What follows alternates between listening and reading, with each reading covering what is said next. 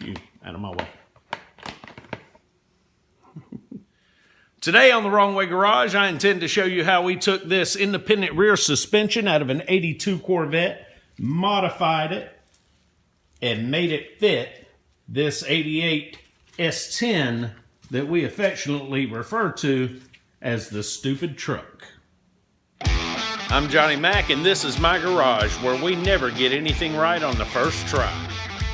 Join me as we work on super cool projects around the garage. Go to car shows and cruise-ins where we'll showcase classic cars and trucks, hot rods, rat rods, and mini trucks.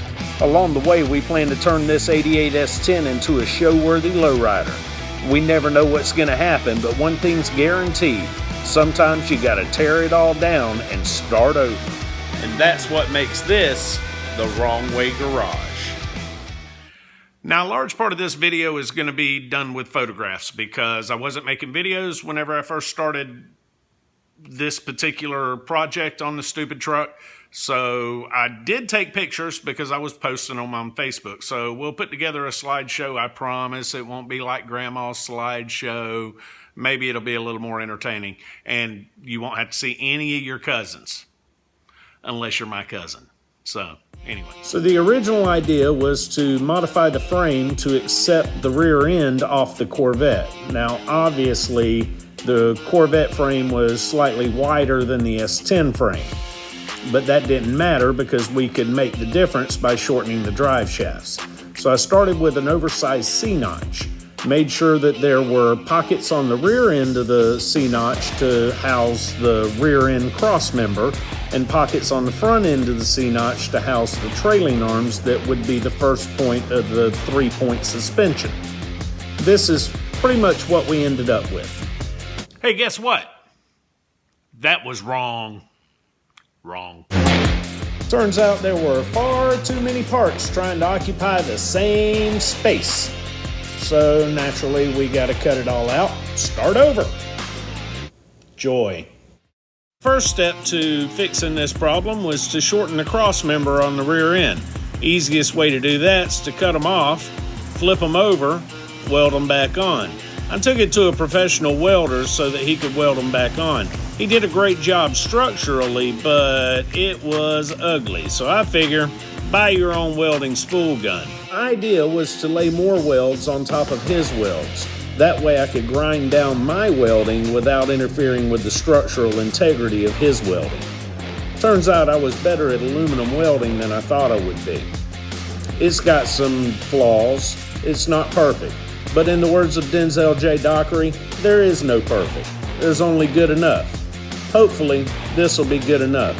I guess we'll find out in the long run. Next step was to take the already oversized C-notch and supersize that bad boy. Make sure there's enough room underneath that frame to house everything that's got to go in that space. Then, of course, you got to fabricate some new mounts for the rear end, get that all squared away, lay some paint, and we'll be ready to roll with this puppy. All right, so here's the part where you can learn from my mistakes, and God knows I make plenty of them. Mock it up. Before you paint it, mock it up. Put it together, make sure it's right, take it apart and paint it. Mock it up. All right, so today we're going to try to fix what we previously got wrong. We got the trailing arms installed, we got the bed put on, and the wheels are not centered in the wheel well. So we had to make that correction. We did that right here, which is all happy, fine, good, except that now our U-joint mount point on the trailing arm sits 1 inch behind the U-joint mount point on the rear end. So I talked to William over at Panhandle Driveline. He says that as long as that angle is not more than 5 degrees, it won't be a problem. He plugged my numbers into his handy dandy calculator and came up with 4.6 degrees. Well, that sounds like it's under 5, but it's too close to 5 for me to be comfortable with it. Not to mention that it's a tilt bed, so every time the bed is up, I'm going to see these half shafts, drive shafts, going backward to the wheel, to the rear wheels from the rear end. And that's probably going to drive me nuts. So I figure we probably just need to go ahead and fix that at this point.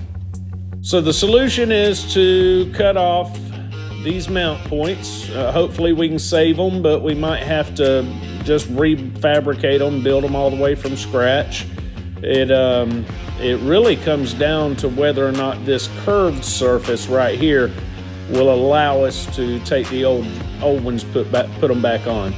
So we got our jig set up. We're gonna try to get our measurements made. Maybe we'll do a better job this time than we did last time. We'll see what happens. So I had to use a plasma cutter to cut these off, and obviously there was no saving that. We're gonna have to build some new ones from scratch.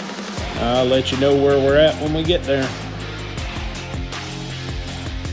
And here we are with the first mount in place.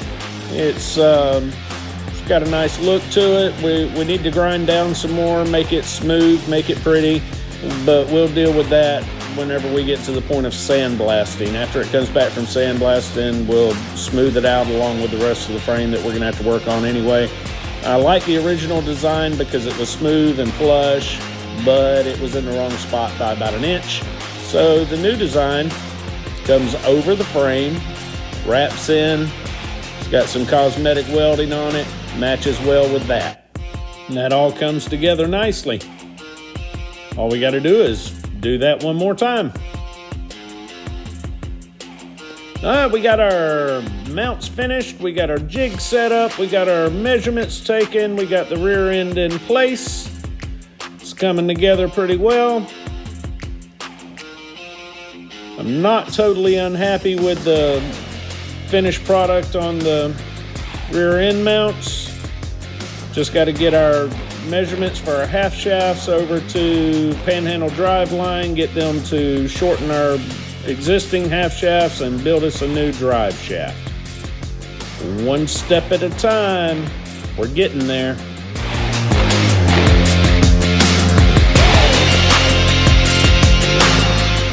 And we learned from our mistakes and set the bed in place this time, and I'm not going to be totally unhappy with that. I think that'll be just fine when everything's all said and done.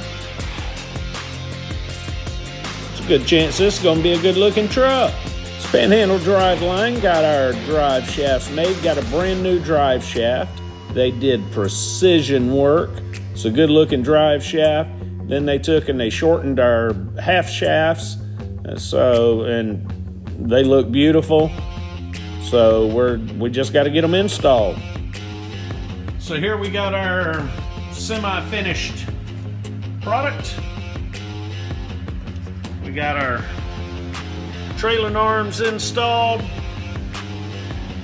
We've got our half shafts installed, which is the second point of the 3-point suspension. We've still got to custom make and modify our strut rods for alignment on the bottom side, which will be our third point of the 3-point suspension. And then of course we gotta modify the factory spring. Once the factory spring is modified, it can be installed and our rear suspension will be finished, but we'll save that for another video. Hope you enjoyed this. If you did, please subscribe and ring the bell.